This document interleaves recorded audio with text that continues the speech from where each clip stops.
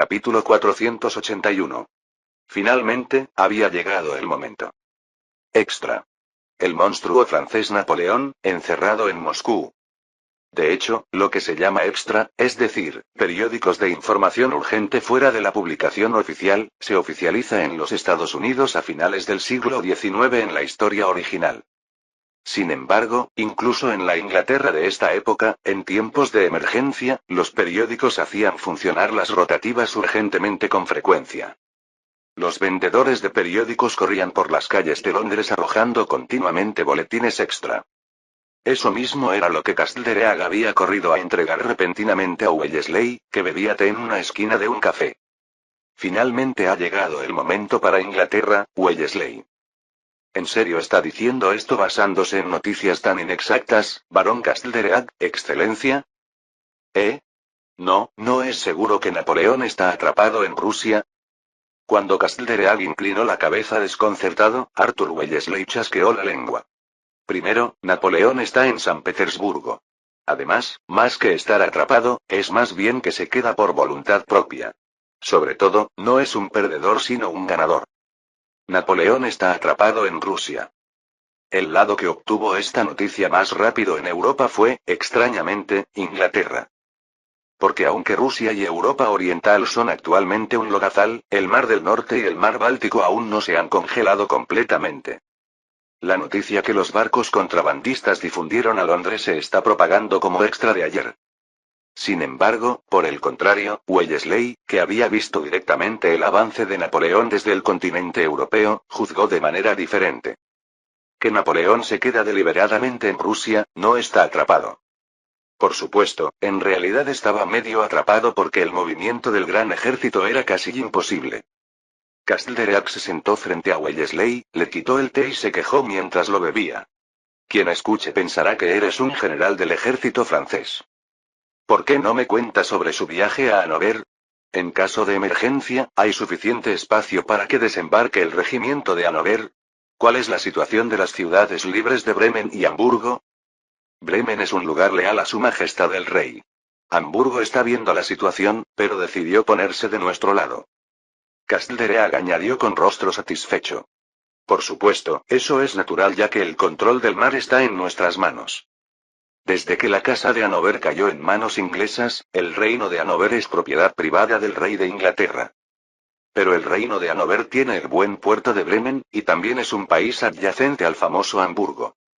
Por eso también era un punto de contacto que el ejército inglés podía usar cuando desembarcaba en el continente europeo. Sin embargo, esta no es la región de ataque principal que Wellesley desea. Entonces, quedan dos cosas en la operación de desembarco. La concentración naval y la rebelión interna en Flandes. Cuando Wellesley asintió y habló, Castlereagh bajó la voz y preguntó. ¿La Marina la manejarán el primer ministro, excelencia, o el ministro de Marina? ¿Debo agitar Flandes? ¿El príncipe Guillermo Federico de los Países Bajos aún está vivo? Sobrevivió milagrosamente en la última batalla de Jena. Ahora se esconde en Hannover. Tan pronto como nuestro ejército inglés esté listo, se levantará inmediatamente con la facción del príncipe. Guillermo, en holandés Willem. Es Willem Frederick, el sucesor de la Casa de Orange, comandante hereditario de la extinta República Federal de los Países Bajos. Originalmente participó en la batalla de Jena y desapareció, pero se había infiltrado en Hannover. Inglaterra había decidido usar a Willem esta vez entre sus numerosas cartas de realeza en el exilio. Sin embargo, hay una condición previa para esto. ¿Es cierto que la gente de la República Bátava será cooperativa con nosotros? Sería problemático ser atacados por los residentes locales después del desembarco. Wellesley insistió nuevamente. Esta había sido la razón por la que Inglaterra pudo enfrentar a Francia con pocas tropas en España antes. Captar el sentimiento popular local. Por el contrario, también fue por el mismo sentimiento popular que tuvieron que retirarse tan pronto como Eugene tomó medidas de descentralización después de su ascensión al trono. Si desembarcan en los Países Bajos pero los residentes locales no cooperan, sería muy problemático. Podrían surgir serios problemas de suministro incluso antes de luchar contra Francia. Sin embargo, Castlereagh resopló y se jactó. Eso puedo garantizarlo. Después de que Francia conquistara los Países Bajos, los holandeses sufrieron un gran golpe. Incluso ahora están perdiendo hasta las colonias de las Indias Orientales ante nosotros, los ingleses. Por supuesto, eso fue culpa de la invasión inglesa. Los antiguos Países Bajos, ahora República Batava, controlaban lo que en la historia original moderna es Indonesia. Pero después de que Francia e Inglaterra entraran nuevamente en estado de guerra, la flota inglesa comenzó a atacar Indonesia, llamada en esta época Indias Orientales Holandesas. No solo el área del Cabo de Buena Esperanza que ya habían arrebatado, sino que la flota inglesa también está reatacando la isla de Ceilán. Si se piensa bien, Inglaterra es la culpable. Sin embargo, a quienes los holandeses realmente culpan es a Francia. Porque si Francia no hubiera conquistado los Países Bajos, esto no habría ocurrido. Saboreando el método inglés de agitar el sentimiento popular holandés con un desastre que se trajeron ellos mismos, Wellesley se levantó. Entiendo. Entonces, debo ir a ver al patrocinador. ¿Eh? ¿Y el té? ¿Pero patrocinador? ¿Quién? ¿Acaso participas en algún torneo de boxeo últimamente? Es demasiado bromista. Aunque he ganado repetidamente en el campo de batalla, si me dijera que haga boxeo, probablemente caería en el ring de un golpe. Haciendo una broma de boxeo que comenzó a ponerse de moda justo en esta época, Wellesley rió. Voy a ver al patrocinador financiero que alimentará y vestirá a nuestros amigos hindúes.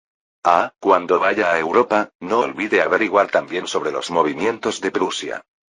Viendo a Wellesley salir a las calles de Londres con pasos de acero, Castlereagh sintió. Estrategia, preparación de tropas, e incluso estructura. En términos de guerra, realmente es un talento perfecto. Silbido, si ese tipo hubiera venido al país natal antes, ya habríamos capturado a Napoleón. Qué lástima. Por supuesto, Castlereagh naturalmente no sabe que cuando Wellesley se convierte en primer ministro en la historia original, se convierte en sinónimo de incompetencia. Era cuando el aún competente hombre de mediana edad de 40 años, Wellesley, visitaba al patrocinador. Carne de res. No. Demonio. Débil. Satán.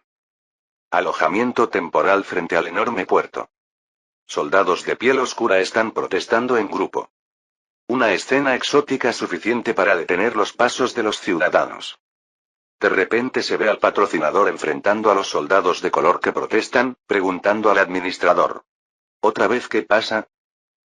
Los amigos que vinieron de la India dicen que no pueden comer carne de res.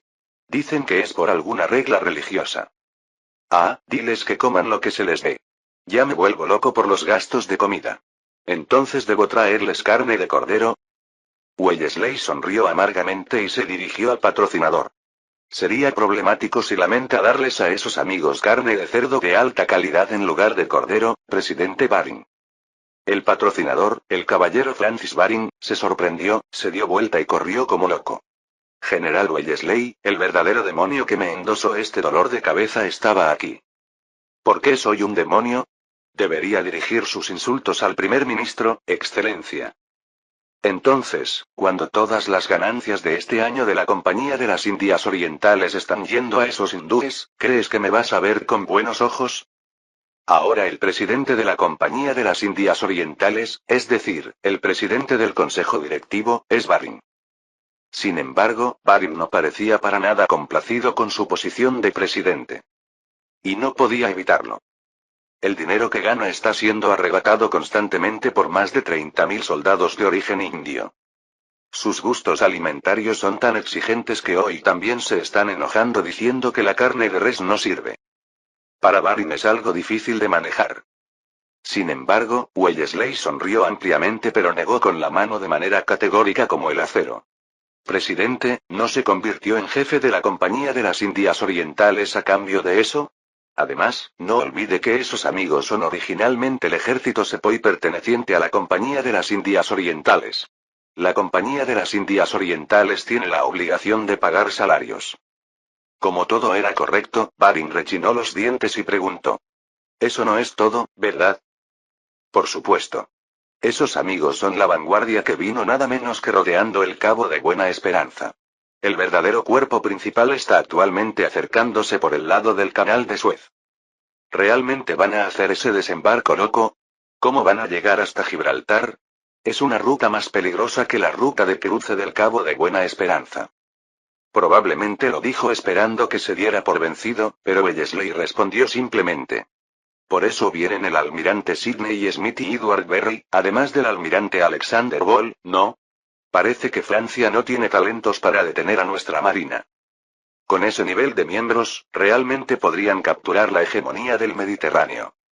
Sobre todo, como el emperador francés está clavado en Rusia, la marina francesa tampoco puede moverse activamente. Al final significa que los soldados indios aumentarán mucho más. Calculando cuánto más presupuesto se desperdiciaría en el futuro, Baring suspiró. No me digas que el número de amigos que vienen por Suez es mayor. Esta vez Wellesley no pudo evitar asentir. Son 5 veces más que los amigos que vinieron aquí. Wellesley saludó con tranquilidad y luego salió del alojamiento. Crash. Escuchando el sonido de algo rompiéndose, Henry Clinton, el asistente que seguía a Wellesley, dijo. Baring podría contratar asesinos para matar al general pronto. Bueno, si tuviera esas agallas, ¿no habría tratado de matar primero al primer ministro? ¿Clinton? ¿No va a desplegar la operación de desembarco solo con esos amigos hindúes? ¿Cuándo retira el ejército del lado portugués? Wellesley se acarició la barbilla y sonrió. Clinton había estado con Wellesley desde la conquista de la India. También era alguien que había compartido quejas sobre los soldados de allí durante toda la campaña portuguesa. Pero ahora que llegó a esto, ¿acaso los extraña? ¿No dijiste que no se podían usar en Portugal? Después de venir al país natal, los amigos que usábamos en Portugal son mejores. De hecho yo también pienso lo mismo. Pero aún nuestro primer ministro, Excelencia, no ha tomado una decisión. Los pasos de Wellesley comenzaron a moverse nuevamente. Hoy debo llegar a una conclusión. Precisamente al número 10 de Downing Street, la residencia oficial del primer Lord del Tesoro. Originalmente el primer ministro británico es un puesto que también sirve como ministro de Hacienda. ¿Dónde están todas las flotas del Atlántico? En Santa Helena. ¿Las hacemos avanzar más al norte? No, primero debemos esperar hasta que venga la flota del Océano Índico. Debemos decidir la batalla de una vez. Escuchando el informe del secretario del primer ministro Windham, Pitt dijo con rostro cansado. Lamentablemente, Treville de Francia se llevó bastante bien las fuerzas principales. La flota atlántica francesa no está completamente destrozada. Aunque el emperador no prestó atención. La razón por la que la fatiga de Pitt es alta ahora es una sola. Dinero. Concentrar toda la marina en Europa en sí no es algo que deba cansar a Pitt. Sin embargo, concentrar la marina, sufrir daños comerciales por ese vacío, y el consumo de gastos militares nuevamente, todo esto causa déficit fiscal. Ya es una situación de déficit de más de 2.000 millones de libras por derrotas repetidas. ¿Realmente podrán aguantar las finanzas británicas incluso después de luchar nuevamente? Cuando Pitt estaba reflexionando profundamente, se escuchó el sonido de golpes en la puerta. Excelencia, está ocupado hoy también. ¿Es nuestra esperanza, el general de hierro? No bromé. Más bien, vine a solicitar una decisión. El hombre sin interés particular en las finanzas, el general de hierro Wellesley, preguntó a Pitt. El ejército que vino de la India, la flota que vino del Atlántico, y todo el capital financiero que Inglaterra ha acumulado. Es tiempo de apostar todo esto en una sola batalla. ¿Flandes o Portugal? Si fuera posible, Pitt también querría evitar esta batalla. Pero como Napoleón prácticamente ganó en la expedición rusa, la situación se volvió más urgente. Si no pueden capturar a Napoleón en esta oportunidad, al final Inglaterra perderá toda la hegemonía. Pitt, que había estado pensando profundamente, miró a su secretario. ¿La rebelión española terminó en fracaso, Windham? Sí, Excelencia. Es cierto que el descontento contra Francia está aumentando dentro de España. Sin embargo, como todo el poder está fragmentado, no hay un punto focal para iniciar una rebelión. Sería posible si se dedica tiempo, pero es una lástima. Si pasa este invierno, Napoleón y Eugene regresarán. Pitt, que rechinaba los dientes, golpeó la mesa. Vamos a Flandes. ¿Cuándo estará listo? Wellington hizo el saludo militar y sonrió ferozmente. Si se abre el Mediterráneo, será en primavera, Excelencia. El invierno de 1809, cuando Napoleón y Eugene estaban atrapados en Rusia. Inglaterra comenzó a concentrar fuerzas de todo el mundo en Europa. Para una sola batalla. Capítulo 482. Una vez Voltaire se burló de esta manera. Hay un país que se llama a sí mismo Sacro Imperio Romano, sin ser sagrado, ni romano, ni imperio. Era una burla hacia el hecho de que el Sacro Imperio Romano al final de sus días ya no era realmente una sola nación. Por supuesto, eso era algo que Voltaire podía decir porque vivió en la época dorada de la monarquía francesa. Si hubiera vivido durante el período revolucionario, Voltaire tampoco habría podido decir tales palabras. Sin embargo, aún hay quienes creen que el imperio verdaderamente existió y anhelan revivirlo. El hermano del último emperador Franz II, Karl, gritó desde el palacio de Budapest. El emperador, ese temible Napoleón, está atrapado en el invierno. Recientemente Karl había estado viviendo literalmente conteniendo la respiración. En parte se debía a que su epilepsia había empeorado, pero la razón principal era obviamente la derrota en Austerlitz. Desde la derrota, Karl había enfrentado una serie continua de dificultades, comenzando por preservar su trono. El descontento de los húngaros en el país, la presión de Francia desde el exterior, y sobre todo su propio sentimiento de culpa y enfermedad. Pero Napoleón, quien había sido la causa de todo eso, estaba atrapado en Rusia. Aunque parecía estar quedándose por voluntad propia, Karl sabía que la verdadera razón era por su ejército. Más que nada, el ex canciller Metternich, que había venido urgentemente desde París, gritaba junto a él. Su Majestad, ahora es precisamente la oportunidad. Pero si Napoleón regresa, podríamos quedar aislados y perecer. Como le pasó al Imperio austríaco. ¿Acaso no se está desintegrando ya la propia expedición rusa? Metternich señaló el mapa colgado en la pared junto al despacho real, con ojos brillantes. El ejército que queda en las manos de Napoleón son solo los 200.000 que permanecen en Rusia. El resto se está dispersando. Napoleón había movilizado un gran ejército de 600.000 en total. De estos, 200.000 de élite y 100.000 del ejército polaco fueron a Rusia, y perdieron 50.000. Además, los restantes 300.000 del ejército del norte están detenidos en Varsovia.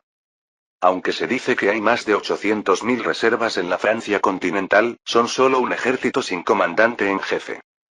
Por tanto, el ejército que Napoleón comanda directamente son solo las tropas estacionadas en San Petersburgo.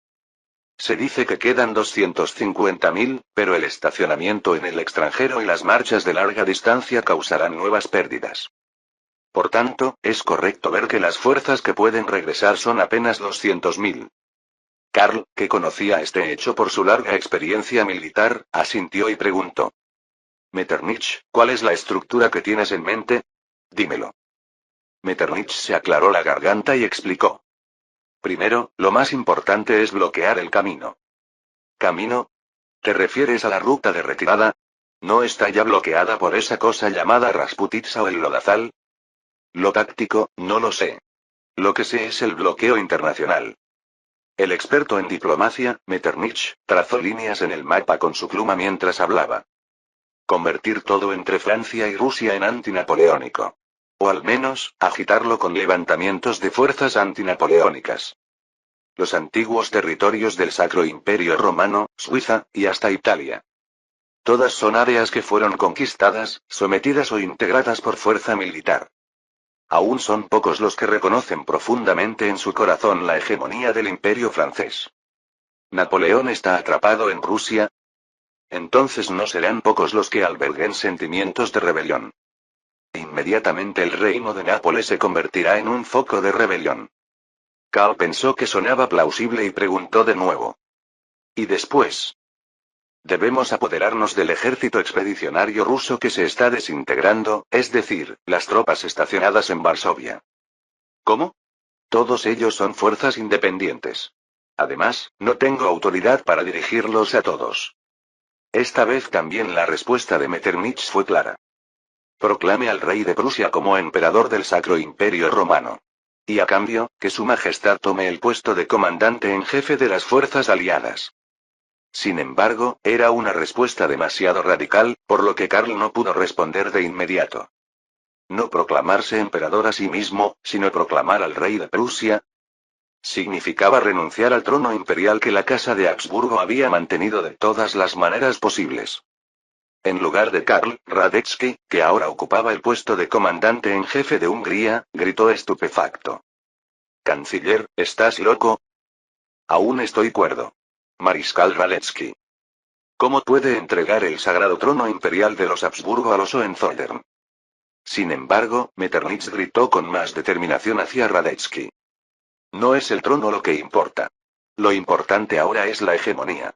Si creamos las fuerzas aliadas para atrapar a Napoleón esta vez y vencemos a Napoleón de nuevo, entonces cosas como el trono simplemente rodarán a los pies de su majestad. En ese momento Karl se dio cuenta. No es el trono nominal lo que importa.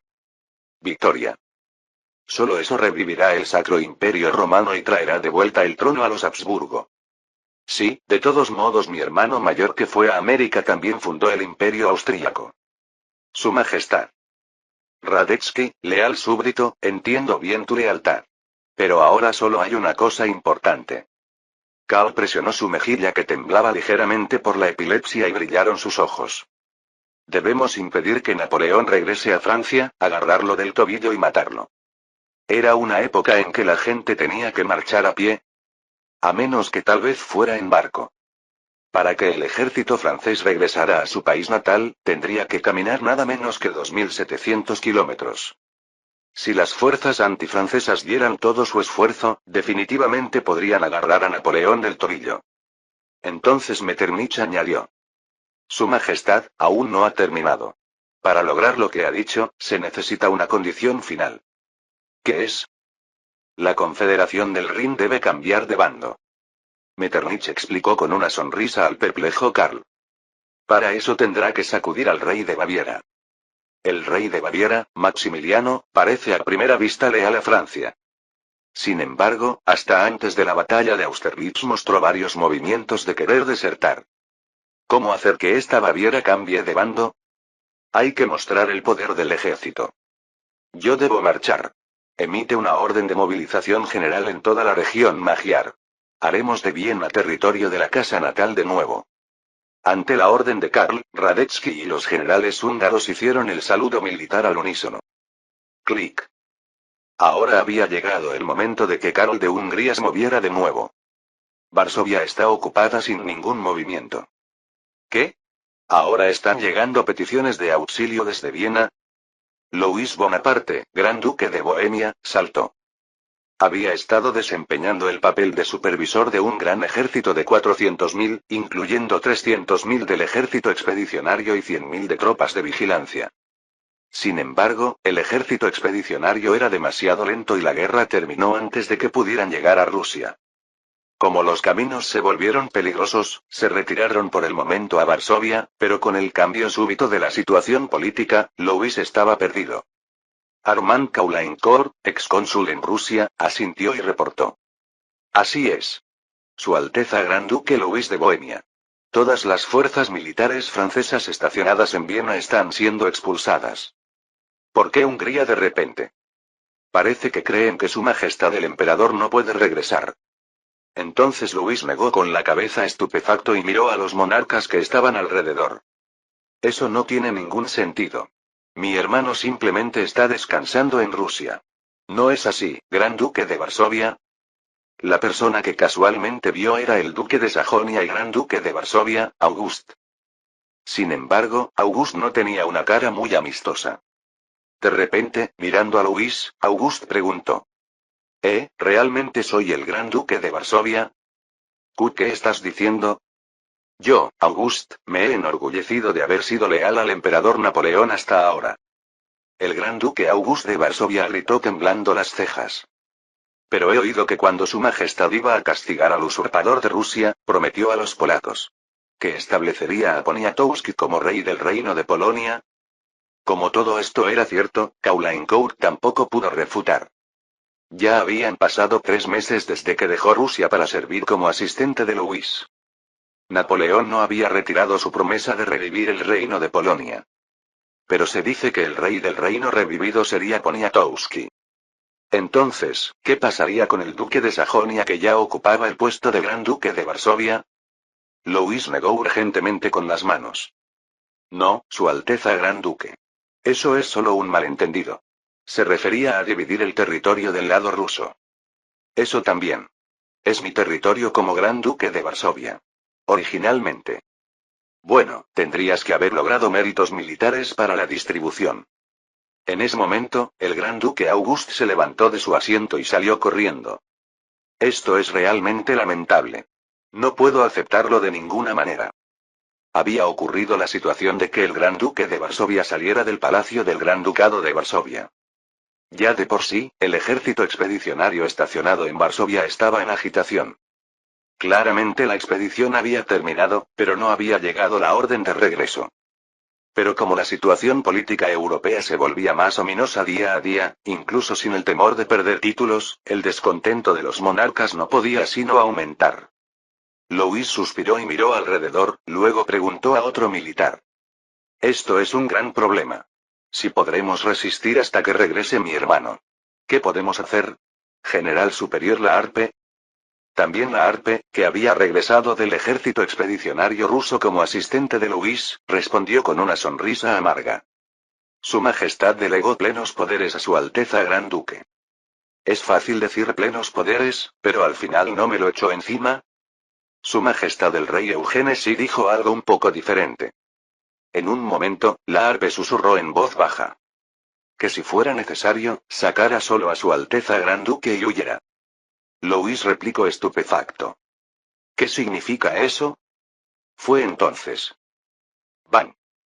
De repente resonó un disparo, y después de luchar afuera, el general Michel Ney entró corriendo cubierto de sangre. Su Alteza Gran Duque, esto es terrible. ¿Qué pasa? Ney.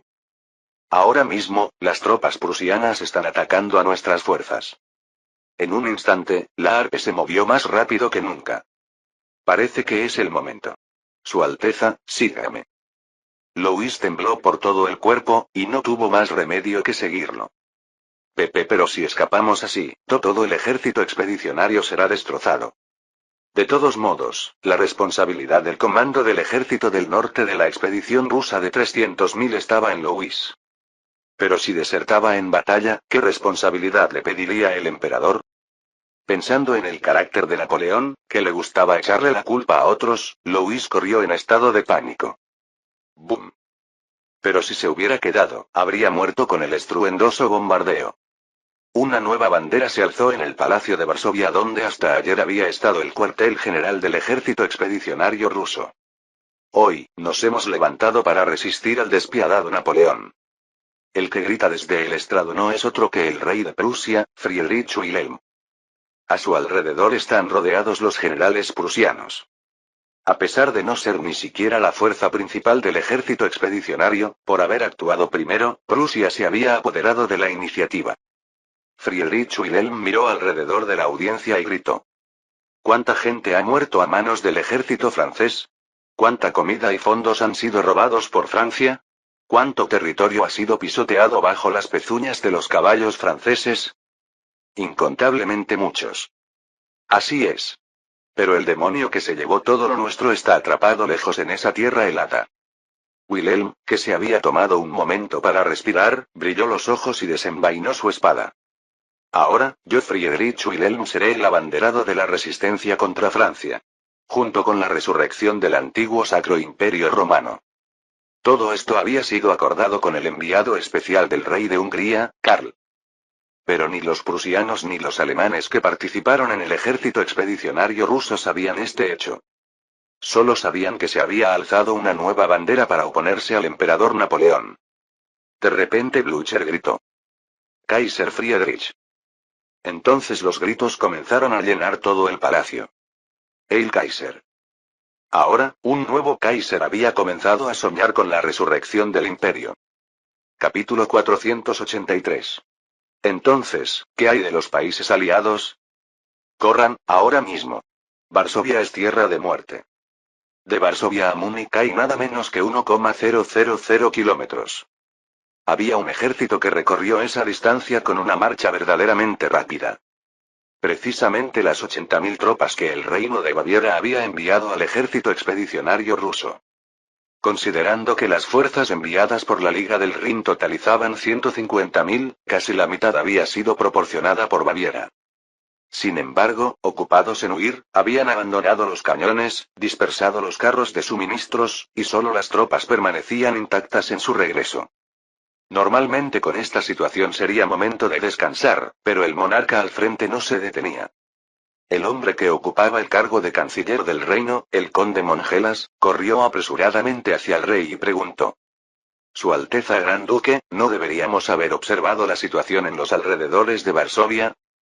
Los funcionarios franceses fueron capturados o huyeron. Prusia proclamó el título imperial. En esa situación, quedarse significa una de dos cosas. O morir siendo considerados profranceses, o convertirse en marionetas de Prusia. Entonces, ¿qué deberíamos hacer? El rey Maximiliano José negó con la cabeza mientras espoleaba su caballo. Esa es la pregunta que me gustaría hacer, conde Mongelas. Realmente no sé qué pasará con Europa. Invierno de 1809, Europa está verdaderamente en caos. Esto es aún más así porque la expedición rusa terminó con la victoria de Napoleón. La expedición rusa que en la historia original ocurrió unos 3 años después terminó definitivamente con la huida de Napoleón. El ejército ruso-prusiano persiguió a Napoleón en fuga, y la Grande Armée se hizo pedazos. Después, Napoleón, que huyó solo a París, emitió nuevas órdenes de reclutamiento forzoso para entrar en batalla decisiva. En la historia original, para los príncipes alemanes incluyendo el reino de Baviera, la situación era clara. Precisamente la caída de Napoleón. Pero ahora es diferente. Claramente Napoleón ganó, pero la Grande Armée quedó atrapada en los caminos de barro invernal. En Francia continental no hay ni comandantes comparables a Napoleón, ni políticos con carisma, ni siquiera cancilleres para liderar la situación política. Pero ocurrió la situación de que Prusia se apoderara de la mitad del ejército expedicionario ruso que había permanecido en Europa Oriental. Desde la perspectiva de Napoleón es un golpe de Estado, desde la perspectiva de Prusia es una lucha de independencia. En esta situación, el rey de Baviera no tuvo más opción que elegir el regreso a su país natal. Solo liderando su ejército directo. Pero mientras el rey realizaba una marcha forzada de retirada e ignorando todos los suministros, vio una cara familiar a lo lejos. Sorprendido, el rey detuvo su caballo, y ante él corrió la reina Carolina de Baden vestida con un chal. Dios mío, su majestad. ¿Qué es todo esto? Oh, reina. Nuestra Amalia y Ludwig también estarán bien, ¿verdad? Por supuesto. Estaba en una reunión de oración temiendo que muriera en batalla. Pero, ¿por qué regresó tan precipitadamente? En las afueras de Múnich, muchas personas se habían reunido para una reunión de oración al aire libre.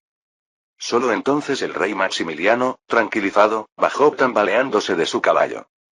Parece que el reino de Baviera aún estaba a salvo. Entonces, sin importar qué ocurriera externamente, al menos podían lidiar con ello. Por un momento, Maximiliano, que había estado observando al ejército que regresaba, explicó la situación claramente. El emperador se convirtió en dos. Ese es el problema, reina. La reina Carolina era una princesa del Gran Ducado de Baden, la segunda esposa de Maximiliano. Originalmente el Gran Ducado de Baden era un pequeño principado, por lo que estaba bastante familiarizada con las relaciones internacionales. Aunque era una reina que no tenía interés particular en los asuntos estatales y, siendo protestante, no se involucraba aún más en los asuntos del reino, entendió rápidamente el problema que enfrentaba el rey. El emperador había resucitado de nuevo, pero ese emperador era Prusia. ¿Podría realmente el reino de Baviera, que había competido con Prusia durante mucho tiempo, aceptar esto? Tendremos que elegir entre Francia o Prusia. Correcto. Entonces, ¿por qué lo piensa? ¿No ganó Francia luchando contra Rusia? Naturalmente, ¿deberíamos elegir Francia? Cuando Carolina preguntó, Maximiliano negó con la cabeza con cara llena de angustia. No es tan simple. Ir a Rusia es difícil, pero regresar será aún más difícil. Especialmente ahora que tanto Varsovia como Hungría han bloqueado completamente el camino. Esta es la verdadera razón por la que la ambigüedad estratégica se intensificó. Ya de por sí, el ejército del Imperio francés tenía dificultades para regresar debido a la Rasputitsa. Pero Polonia y Hungría, que poseían rutas de regreso por tierra, se habían transformado en estados dominados por fuerzas hostiles. Si regresaran dando un gran rodeo por el Imperio otomano, no había garantía de que no hubiera pérdidas de tropas en el proceso. Además, al ir era una guerra corta y con una ventaja clara, por lo que era fácil recibir ayuda del Imperio otomano. Pero al regresar, estando lejos del país natal, tendrían que negociar con el Imperio otomano en una estructura desfavorable. Por tanto, Maximiliano y otros monarcas aliados de Francia llegaron a la misma conclusión. Napoleón podría regresar, pero sería difícil que la Grande Armée regresara sana y salva. El Imperio francés sin ejército no es temible. Sin embargo, hay un problema. ¿Realmente no puede regresar sano y salvo ese dios de la guerra llamado Napoleón? Esto incluye la situación con Eugene, el rey de España y tirador divino. Hasta ahora Maximiliano ya conocía cómo los enemigos de Francia fueron derrotados por las tácticas de la familia Bonaparte en Jena y Austerlitz. Entonces la reina Carolina suspiró. Por eso vino esa persona aquí. ¿De quién hablas? Me refiero al ex canciller de Hungría que siempre anda dando consejos siniestros. Carolina frunció las cejas mientras decía. Metternich está ahora en el Palacio de Múnich. En ese momento, Maximiliano volvió a subirse al caballo. Parece que Hungría tramó todo esto. Tengo que encontrarme con él. Tenía que reunirse con Metternich lo más pronto posible. Aquí está un hombre que en la historia original fue llamado el mejor diplomático del siglo XIX. Ahora es la oportunidad. Este Metternich lo garantiza. Rey de Baviera, si quiere que su posición sea reconocida también en el nuevo sistema imperial.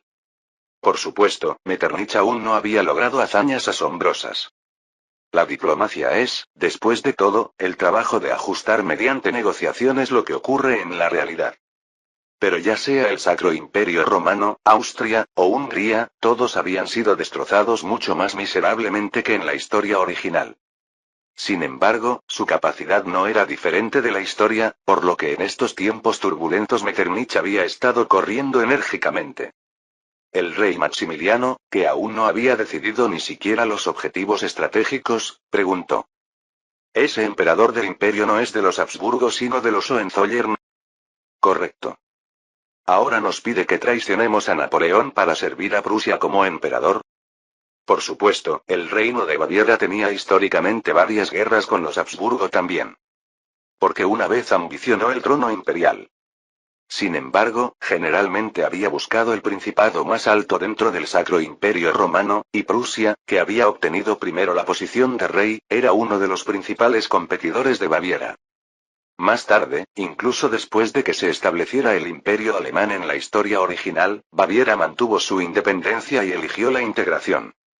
Pero en 1809, cuando Prusia aún no tenía una ventaja absoluta, no podía sino rebelarse ante la idea de servirla como emperador. Solo esa elección hará de Baviera el hegemón del Rin. Su Majestad. Si no hubiera sido por las palabras inesperadas de Metternich. ¿Qué dijiste ahora? El hegemón del Rin. ¿Se lo repito? Suena como si Prusia o Hungría no fueran a hacer nada. Por un momento, tragando saliva seca, Maximiliano miró fijamente a Metternich. El Rin oriental es un poco diferente del lugar llamado Deutschland. Aunque está fuertemente impregnado de cultura francesa, la raza es germánica, por lo que tiene una historia de ir y venir como un sube y baja entre el Sacro Imperio Romano y el Reino de Francia. No fue sin razón que Talleyrand reunió los principados del área del Rin para crear la Confederación del Rin. Además, es cierto que actualmente en la Confederación del Rin, el Reino de Baviera tiene la fuerza militar más poderosa. Sin embargo, hay una razón por la cual Baviera falló repetidamente a pesar de haber ambicionado el trono imperial varias veces hasta ahora. Porque las otras grandes potencias de la región alemana, el antiguo imperio austríaco y Prusia, lo habían contenido. Metternich respondió con cara tranquila. Su Majestad, Hungría está demasiado ocupada restaurando los antiguos territorios austríacos. Además, Prusia estará ocupada tomando Polonia y las tierras del norte de Deutschland. De repente la mano de Metternich señaló el mapa colgado en la pared del Palacio Real de Múnich. Entonces, ¿quién se apoderará del Rin? Todo eso necesita una premisa. La caída del Imperio francés. Maximiliano miró tranquilamente a Metternich y preguntó. Interesante. ¿Esto lo garantiza el rey de Hungría? Por supuesto. ¿No se ha hablado con el nuevo Kaiser de Prusia? Metternich asintió naturalmente. Si ganamos la guerra, todo eso será renegociado de nuevo. Su Majestad. No había ningún acuerdo con el Kaiser, es decir, el autoproclamado emperador Wilhelm.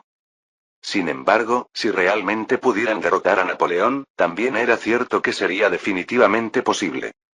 Después de que el antiguo imperio, Austria, perdiera la hegemonía, debido a la política de división de Francia, no había países con hegemonía clara y fuerzas poderosas en la región alemana. Maximiliano hizo cálculos en su cabeza y preguntó de nuevo. Me pregunto sobre la estrategia del rey Karl, famoso como gran general. Napoleón nos moverá hasta después de la primavera. Y será primavera tardía. ¿La razón? La respuesta de Metternich fue ordinaria. Solo entonces terminarán finalmente los caminos de barro. Maximiliano se sintió decepcionado, luego abrió mucho los ojos. Este no era el juicio de Metternich sino el pensamiento del rey Karl. Además, significa que una vez que llegue la primavera tardía y desaparezca el barro, ya no podrán detener a Napoleón. Entonces se rompe la premisa de que pensaba que Polonia o Hungría lo estaban bloqueando. Al final, si Napoleón no tiene más opción que regresar, ¿cómo planean ganar? En el tiempo que queda hasta la primavera tardía, al menos reunirán ejércitos. Debe emitir órdenes de movilización general. Debe derrotar a los príncipes profranceses y bloquear Francia. ¿No atacarán París? Cuando Maximiliano preguntó impaciente, Metternich sonrió maliciosamente. Eso solo es posible cuando se cumplan dos condiciones. Una es que las tropas británicas desembarquen, y la otra es cuando estalle una rebelión dentro de Francia. Ya había percibido que Maximiliano estaba medio convencido. Sin embargo, aunque conocía tal señal, Maximiliano no pudo evitar caer en la trampa. Porque una de las condiciones para la victoria segura, la premisa de que el territorio continental del Imperio francés se separara de las manos de Napoleón, estaba en las insinuaciones de Metternich. Entiendo el desembarco de tropas británicas. ¿Pero que estalle una rebelión dentro de Francia? Por un momento, eligiendo sus palabras y haciendo que Maximiliano se impacientara, Metternich dijo. Las fuerzas antinapoleónicas ya se están moviendo. Entonces, esta apuesta tiene posibilidades de ganar. Al final Maximiliano decidió. Anuncien a los príncipes del Rin. Yo, líder del Rin, Maximiliano José, deseo determinar la dirección de la Confederación del Rin. En el Palacio Real de Múnich, los príncipes de la Confederación del Rin con caras ansiosas se miraron entre sí. La mayoría de los príncipes del Rin habían llegado tarde al reino de Baviera. ¿Por qué tuvieron que presenciar por la fuerza el golpe popular iniciado por el Kaiser, su autoproclamación como emperador, e incluso la ceremonia de coronación? Pero apenas regresaron, el rey de Baviera, el líder de la alianza, estaba haciendo cosas extrañas. Su Majestad Rey de Baviera, ¿acaso pretende traicionar al emperador? Incorrecto. Entonces, ¿cuál es la razón por la que nos reunió ahora? Preguntó el elector de Maguncia, Karl Theodor von Dalberg. Originalmente era arzobispo antes de que el Sacro Imperio Romano pereciera, fue forzado a convertirse en elector por Napoleón, y ahora era el presidente simbólico de la alianza. Sin embargo, también era cierto que no había príncipes con poder para resistir si el rey de Baviera, el verdadero líder de la alianza, lo forzaba. El rey de Baviera Maximiliano declaró. Deseo declarar la independencia del Rin. Los príncipes de la Confederación del Rin, desde ese Darmstadt, Württemberg, Liechtenstein hasta innumerables duques se miraron entre sí. Independencia. ¿Cuándo estuvimos subordinados? Eso sí sería rebelión contra Francia. ¿Aún está el emperador en Moscú, o era San Petersburgo? Está en ese lugar. Sin embargo, Maximiliano persuadió rápidamente a los príncipes. No sabemos cuándo regresará el emperador Napoleón. Además, Hungría y Prusia han movilizado grandes ejércitos cada uno. En esta situación, para sobrevivir debemos unirnos. Además, debemos buscar una línea independiente del Rin. Sin siquiera dar tiempo para pensar, Maximiliano gritó.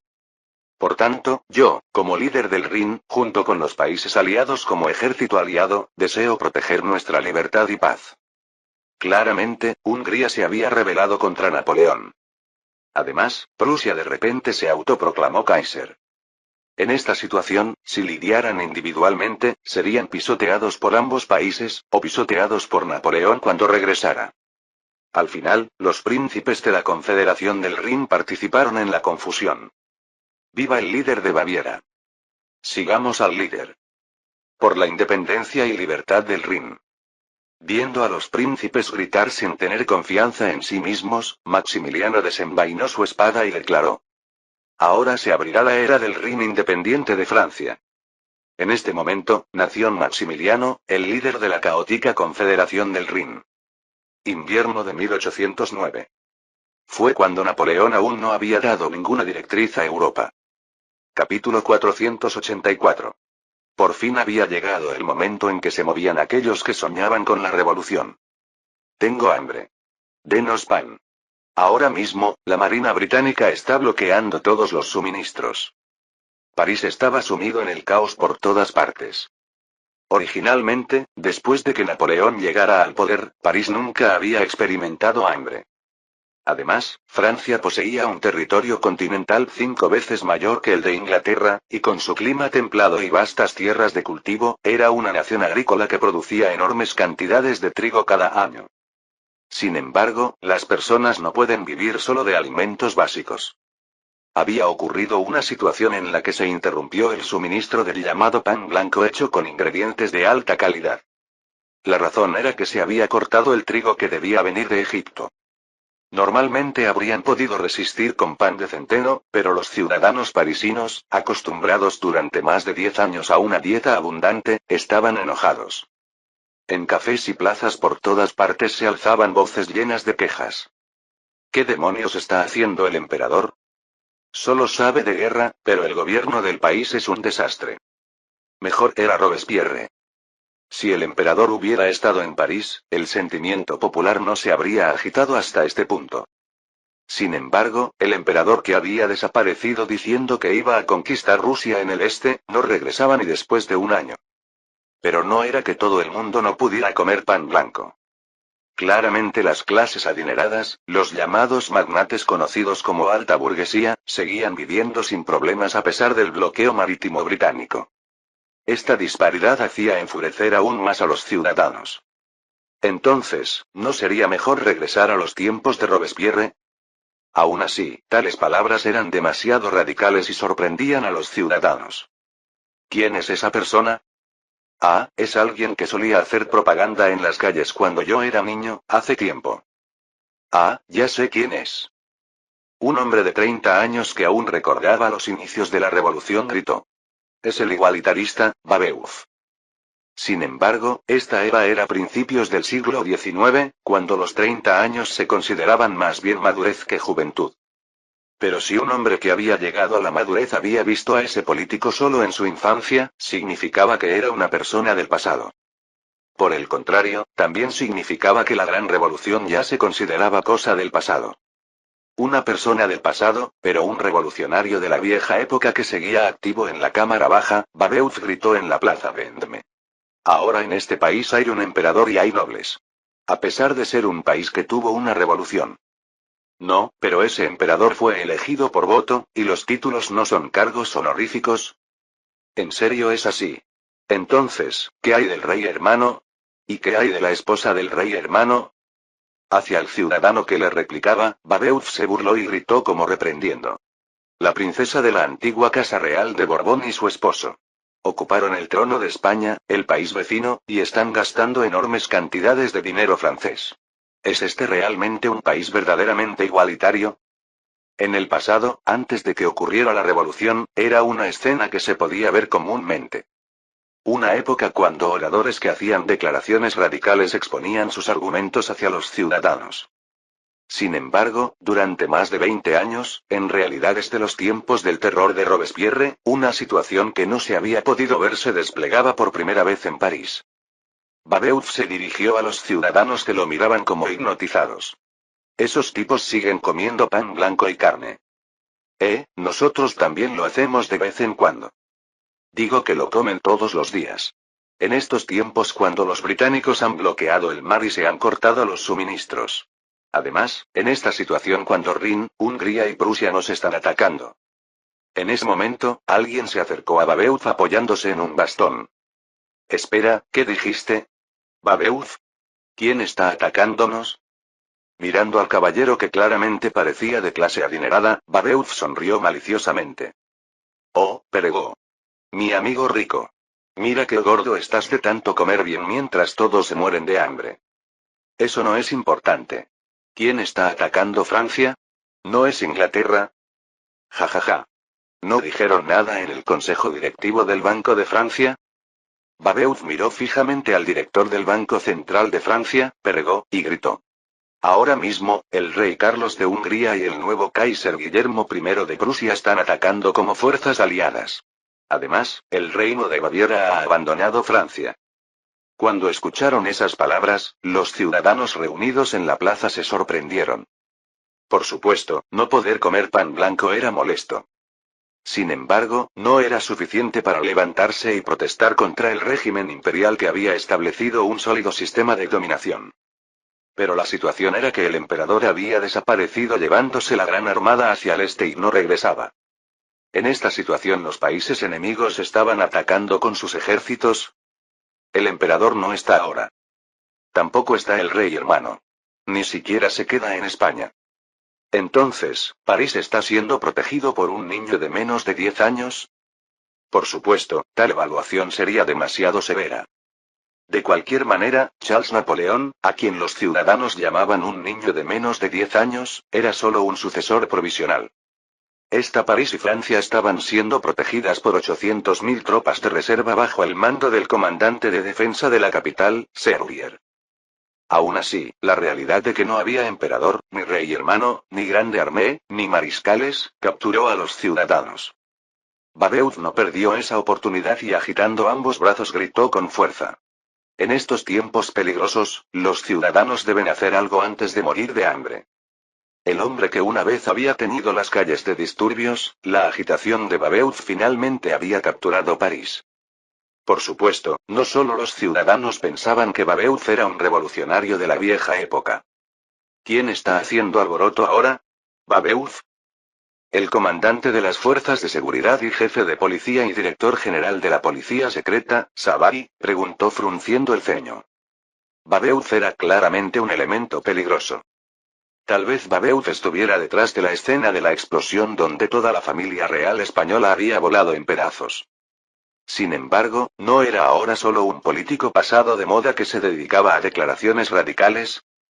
Más bien, había contribuido a construir justificación al definir la expedición rusa como una guerra revolucionaria.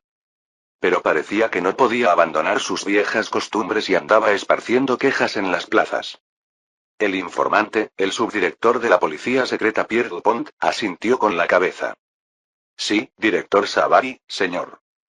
Es ridículo. En un momento cuando Su Majestad el Emperador está luchando en el extranjero, tales actos de traición. ¿Lo arrestamos? Mirando a Dupont, quien en la historia original habría sufrido con él en la llamada Guerra Peninsular por esta época, Savary chasqueó la lengua. General Pierre Dupont, ¿arrestarías a un tipo que solo habla mucho y empeorarías más el sentimiento popular? Por supuesto que no. Encarcelar a figuras antigubernamentales es común en regímenes dictatoriales. Sin embargo, el régimen imperial de Napoleón, extrañamente, al presentar exteriormente un régimen civil, era bastante tolerante con las figuras antisistema. Incluso en la historia original, principalmente los exiliaba, rara vez los encarcelaba. Dupont chasqueó los labios y preguntó. ¿Entonces, los dejamos? No, eso no se puede hacer. Tendré que usar un asesino. ¿Eh? ¿Asesinato? Eso parece más peligroso. Savary respondió con una sonrisa fría. Si un ladrón callejero lo apuñala hasta matarlo, ¿cómo van a saber que fue alguien que enviamos nosotros? Busca un criminal apropiado. Dicen que bajo Rochenkellen hay uno llamado Vidocq, ¿no es ese un experto? Por supuesto, que la apariencia fuera tolerante no significaba que la policía secreta no fuera despiadada, tanto en la historia original como ahora. Originalmente en la historia, Savary era el hombre que llegó a matar al duque de Enghien, así que era aún más despiadado. Dupont, que había vacilado por un momento, hizo el saludo militar. Intentaré hacer contacto. Sin embargo, la Slete está toda fuera del país por la expedición rusa. Pero cuando los dos generales de las autoridades policiales estaban conversando. ¡Uah! Se escucharon fuertes gritos desde afuera. ¿Qué es este ruido? Saldré a ver. Espera, no salgas. El hombre despiadado pero cauteloso, Savary, abrió las cortinas y miró por la ventana. Clan. En ese momento, Savary se desconcertó como nunca antes. ¿Qué es esto? Este lugar era la Le de la Cité, la isla donde estaban el cuartel general del ejército francés y el comando de las fuerzas de seguridad. Una vez fue también el lugar donde encerraban a quienes se oponían a la revolución. Por eso era un lugar al que los ciudadanos comunes no se atrevían a acercarse. Pero ahora, una multitud de literalmente cientos de miles se había reunido de la nada y estaba gritando. La Le de la Cité está rodeada. ¡Demonios! ¿Cuándo se reunieron tan rápido estos alborotadores? No son simples alborotadores. Dupont, un hombre que había participado en la campaña italiana, señaló a la multitud y gritó. Mire. Todos están armados. Se podía ver que todos llevaban armas de fuego con bayonetas montadas. ¿De dónde habían salido las armas para que la multitud se armara? De repente, Savary abrió los ojos de par en par. Esos tipos son la Guardia Nacional. ¿Eh? ¿No es esa una organización que fue disuelta hace mucho tiempo? No pudimos confiscar todas las armas. Iba a hacer algo cuando terminara esta expedición y las cosas se calmaran, maldita sea. En el pasado, la Guardia Nacional que comandaba Lafayette. Los soldados que una vez fueron considerados abanderados de la revolución, se encargaron de la seguridad y a veces perpetraron masacres. Y, sobre todo, habían sido la vanguardia de los jacobinos. Pero la Guardia Nacional no seguiría a alguien como Babeuf. ¿Quién los está moviendo? Savary no tenía idea de quién los había movido. De hecho, incluso si Eugene hubiera regresado, no lo habría sabido. Clac. En las afueras de la Le de la Cité, hacia el hombre vestido de general que bajó del barco, un oficial corrió gritando. Ex-capitán Pierre Baste del 1 Tercer Regimiento de la Guardia Nacional de París. Saludo al general Dumouriez. Por supuesto, ambos rangos eran del pasado. De hecho, hasta el uniforme militar era de la época revolucionaria, por lo que se veía bastante viejo. El general Dumouriez, que por un momento había mirado los alrededores con ojos nostálgicos, asintió con la cabeza. Buen trabajo, capitán. ¿La Le de la Cité está completamente bloqueada? Por supuesto. Originalmente soy de la Marina y soy especialista en asedios acuáticos. En la vieja campaña italiana incluso crucé el lago Garda. Entiendo. Después de que Baste, que en la historia original habría tenido que sufrir mucho en la guerra peninsular, desapareció, Dumouriez se volvió hacia otro hombre que había venido con él. Ahora no hay vuelta atrás, Monsieur Sieyès. Así que Sieyès había sido el verdadero organizador de esta multitud. Por supuesto, Sieyès, que no era un experto militar, no podría haber llevado a cabo un avance y asedio tan rápidos. Por otro lado, para Dumouriez, que una vez había sido activo en Flandes, esto no era nada. Sieyès bajó apoyándose en su bastón y se encogió de hombros. Habría sido más perfecto si Napoleón hubiera sido derrotado en Rusia. Según la Oficina de Asuntos Exteriores británica, está perfectamente vivo. Sin una sola herida. Según los rumores, no pudo venir porque estaba gravemente enfermo. ¿Eran rumores falsos? TSK. Con cara muy decepcionada chasqueó la lengua, luego Sieyès torció la boca y sonrió. Aún así, si tomamos París, es como tomar Francia, Dumouriez. Como en la Revolución. En el pasado, uno de los creadores de la Gran Revolución. El defensor de la teoría del tercer estado. Sin embargo, el veterano Sieyès, que había caído con la llegada de la era de Napoleón, miró hacia las afueras de la Le de la Cité. Ha llegado de nuevo la era de la Revolución. Allí estaba París en ebullición.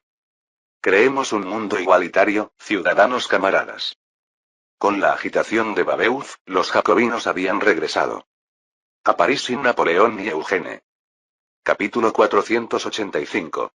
Este lugar, el Palacio de Fontainebleau, era originalmente una residencia secundaria. Todo París está envuelto en las llamas de la rebelión, Su Majestad la Emperatriz. Servorier, el general nombrado como el llamado regente de París, informó con cara desconsolada.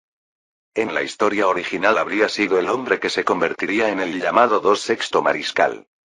Había seguido a Napoleón desde los tiempos de la campaña italiana, y aunque no salía frecuentemente en expediciones debido a su edad relativamente avanzada, también había sido reconocido por su habilidad. Sin embargo, como responsable de la defensa de Francia durante la ausencia del emperador, había perdido París. Afortunadamente, la emperatriz, el príncipe imperial y la joven princesa Florence estaban en el palacio de Fontainebleau, por lo que estaban a salvo. Pero cuando regresara el emperador, era natural que le pidiera cuentas. Eso si lograba sofocar adecuadamente la rebelión. La emperatriz Josefina, con cara de shock, agarró la barandilla del trono y preguntó: ¿Los ciudadanos nos han abandonado? Por supuesto, los que se alzaron son solo una pequeña parte de los 400.000 ciudadanos parisinos. Sin embargo, como habrá visto durante la Gran Revolución, en estos asuntos, si uno se mueve de manera preventiva, tiende a tomar control de la situación general. Dios mío, ¿qué demonios han estado haciendo Savary y Fouché? De hecho, la responsabilidad primaria no era de Servorier, sino de Savary, que manejaba la policía secreta, o de Fouché, que era ministro de seguridad. Servorier era estrictamente hablando responsable de las fronteras y la defensa externa. Pero los ministros que deberían ser responsables de la seguridad ni siquiera se habían mostrado en Fontainebleau. Por supuesto, si hubieran huido cuando estalló el levantamiento, naturalmente habrían venido aquí. El ministro del Interior Chaptal informó con cara manchada de hollín. Ambos han perdido contacto. Se presume que fueron capturados por los alborotadores o están atrapados. La emperatriz se desplomó y no pudo levantarse del trono. Justo al lado se veía el trono de Napoleón. Napoleón se había sentado en este trono hace apenas un año, pero parecía como un sueño. Como si fuera un sueño que París estuviera envuelto en las llamas de la rebelión. Claramente el imperio francés era un régimen bienvenido por los ciudadanos. El emperador Napoleón era un monarca con alto apoyo de los ciudadanos, y la emperatriz Josefina era un símbolo querido por el pueblo. Pero todo eso había resultado vulnerable con esta rebelión. De repente la emperatriz miró fijamente a Servorier. General Servorier, ¿qué podemos hacer ahora? Por ahora, la división de defensa de la capital en los suburbios de París protegerá a Su Majestad la emperatriz. Pero si ha ocurrido una revolución, ¿se puede confiar en el ejército? Durante la Gran Revolución, hace 20 años, cuando ocurrió la Gran Revolución, la emperatriz estaba en realidad en Martinica. Sin embargo, incluso después de regresar al país, los disturbios ocurrían constantemente, y abundaban aquellos que eran arrastrados a prisión. La Gran Revolución había expulsado incluso a la dinastía Capeta que había durado 1000 años. ¿Podría resistir la familia Bonaparte, que había sido creada apenas por Napoleón en esta generación y tenía raíces tan superficiales? Servorier respondió con cara decidida. Aquí, la división de la capital que comando ahora está compuesta toda por veteranos de la campaña italiana. Son los veteranos más confiables y leales. No hay nada de qué preocuparse. El ejército era un poder que la antigua Casa Real de Borbón no había tenido. Por supuesto, la Casa Real de Borbón también tenía guardias, tenía el mando supremo militar y existían oficiales compuestos por nobles. Sin embargo, no existía algo como que cada soldado tuviera afecto hacia la familia del monarca. La familia Bonaparte era diferente. Napoleón, Eugene, incluso Josefina eran considerados símbolos de victoria. Madame Victoire, es decir, la señora Victoria. Ese era el apodo por el que Josefina era conocida en el ejército. Josefina, con cara un poco más tranquila, preguntó de vuelta. ¿Entonces debemos retomar París? Eso requiere la decisión de Su Majestad la Emperatriz. ¿Qué significa eso? ¿Mi decisión? Nunca he tomado ninguna decisión hasta ahora. Bueno, tal vez sobre jardines de rosas. Servorier, en lugar de la expresión confiada que había mostrado hasta hace un momento, vaciló y dijo. Actualmente, con Su Majestad el Emperador ausente, solo usted puede tomar una decisión. De hecho, Servorier había logrado méritos principalmente en la retaguardia durante la campaña italiana. Aunque era un general sólido, no era el tipo de persona que tomaría decisiones. Además, el ataque militar a la capital no era simplemente un problema táctico, sino también político. Si ocurriera un baño de sangre mientras el ejército entraba, Serurier no podría hacerse responsable de eso. Josefina, dándose cuenta de nuevo de que era emperatriz, cerró los ojos con fuerza. Esto no es algo que pueda juzgar sola. ¿Dónde están Cambaceres y Talleyrand? Ahora están viniendo a Fontainebleau. Afortunadamente, todos estaban fuera para inspecciones provinciales y negociaciones diplomáticas. Al final, todo París ha caído en manos de los rebeldes. De repente Josefina abrió los ojos. Entonces, debemos defender la fortaleza de la Bastilla. La Bastilla, que una vez fue una prisión política y también una fortaleza que protegía las afueras de París. Pero desde que los revolucionarios la ocuparon durante la Revolución Francesa y saquearon el arsenal, había sido prácticamente abandonada. ¿Pero por qué Josefina había dicho de repente que debían defenderla?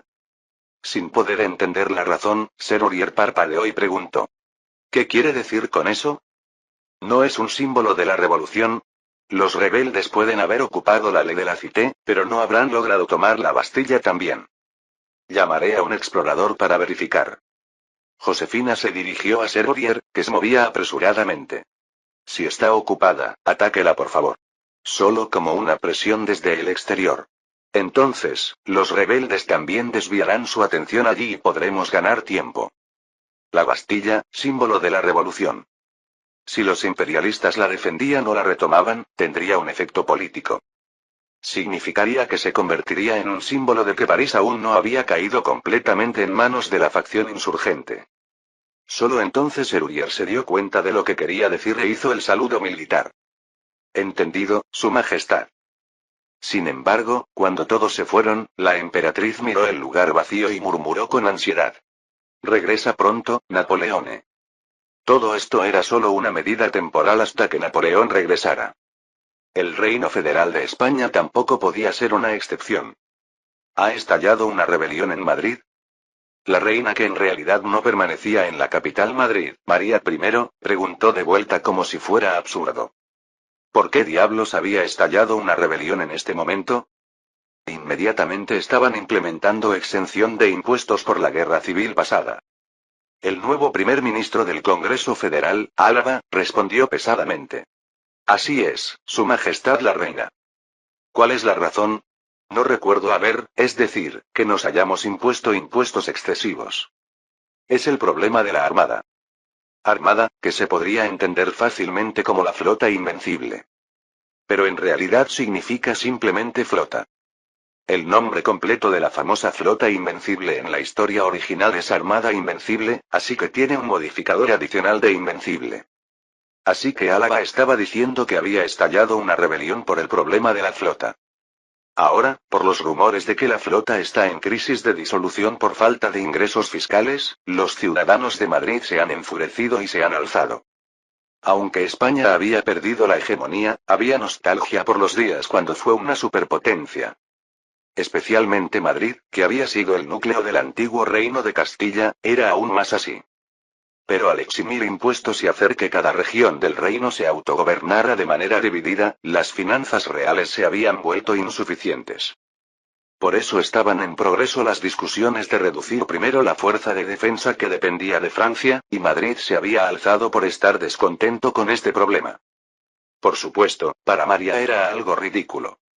Eso es absurdo, primer ministro Álava. Si fuera por eso, aquí en Sevilla debería haber estallado la rebelión primero. Además, la reducción de la flota ni siquiera es un asunto decidido. Correcto, Su Majestad. Los ciudadanos de Sevilla están emocionados solo por el hecho de que Su Majestad la Reina permanezca aquí. De hecho, hay planes para expandir la flota trayendo préstamos de Francia.